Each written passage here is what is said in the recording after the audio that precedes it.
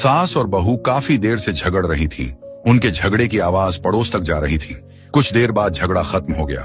बहू जब किसी काम से घर के गेट पर आई तो पड़ोसन ने मौका देखकर कहा, बहू, तुम्हारी सास तो बहुत झगड़ालू है। अगर ऐसा ही चलता रहा तो वह तुम्हारा जीना हराम कर देगी। ये सुनते ही बहू तुरंत बोली, ताई जी, जुबान संभाल कर बोलिए। वो मेरी सास है, मेरे पति की माँ, और अगर वो मेरे पति की माँ है तो मेरी भी माँ ही हुई। हम माँ बेटी अपने घर में लाख झगड़ लें, लेकिन आपको हमारे बीच पंचायती करने की कोई जरूरत नहीं है। पड़ोसन थोड़ी खिसियाकर बोली, अरे बेटा, मैं तो तुम्हारे भले के लिए ही बोल रही थी।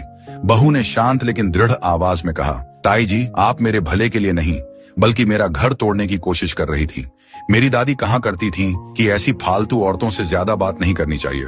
इतना सुनते ही पड़ोसन चुपचाप वहां से खिसक गई।